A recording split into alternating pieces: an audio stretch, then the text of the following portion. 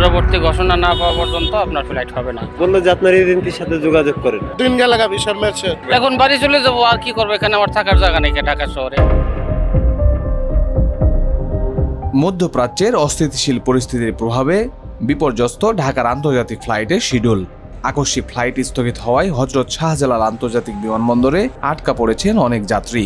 একদিকে বিদেশ যাত্রা অনিশ্চিত, অন্যদিকে টিকিটের টাকা ফেরত পাওয়া নিয়ে তৈরি হয়েছে ধোঁয়াশা। হযরত শাহজালাল আন্তর্জাতিক বিমানবন্দর থেকে 2 মার্চ নির্ধারিত সময়ে উড্ডয়ন করতে পারেনি একাধিক ফ্লাইট। সবচেয়ে বড় ভোগান্তি তৈরি হয়েছে আগাম কোনো নোটিশ না থাকায়। দেশের দূর দূরান্ত থেকে আসা যাত্রীরা বিমানবন্দরে এসে পড়েছেন বিপাকে। কারো ভিসার মেয়াদ শেষ পর্যায়ে, কারো আবার ঢাকায় থাকার মতো কোনো ব্যবস্থা নেই।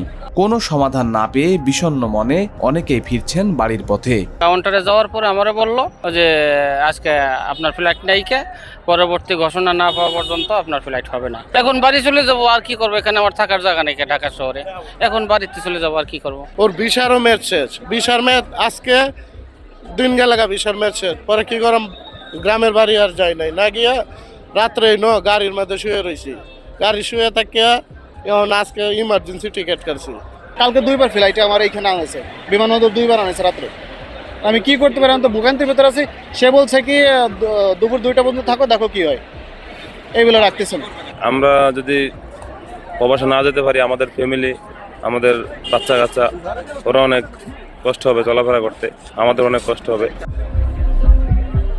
তবে শুধু যাত্রা বাতিলই নয়, এখন বড় দুশ্চিন্তা হয়ে দাঁড়িয়েছে টিকিটের অর্থ। চড়া মূল্যে কেনা টিকিটের রিফান্ড বা মূল্য ফেরত নিয়ে এয়ারলাইন্সগুলো এখন পর্যন্ত কোনো স্পষ্ট নিশ্চয়তা দিতে পারেনি।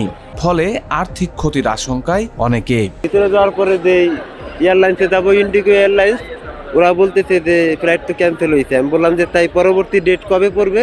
বললো যে আপনার এজেন্সির সাথে যোগাযোগ করেন।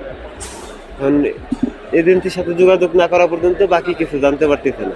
না হইলে তো ওই যেখানে আমি টিকিট করছি ওইখানে ওকে আবার বলা লাগবে আগে কি বলে, তারপরে শুনতে।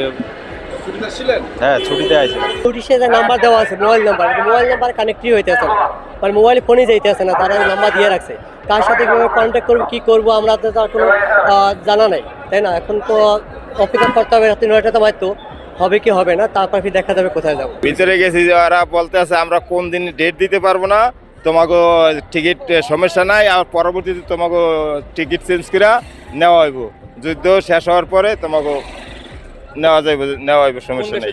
আমি যাচ্ছিলাম কাতার। আঞ্চলিক নিরাপত্তা পরিস্থিতির অবনতি হওয়ায় কুয়েত, কাতার, বাহরাইন ও সংযুক্ত আরব আমিরাতের আকাশসীমা দফায় দফায় বন্ধ করা হচ্ছে। পরিস্থিতির উন্নতি না হওয়া পর্যন্ত ফ্লাইট স্বাভাবিক হওয়ার কোনো সম্ভাবনাও দেখছেন না সংশ্লিষ্টরা।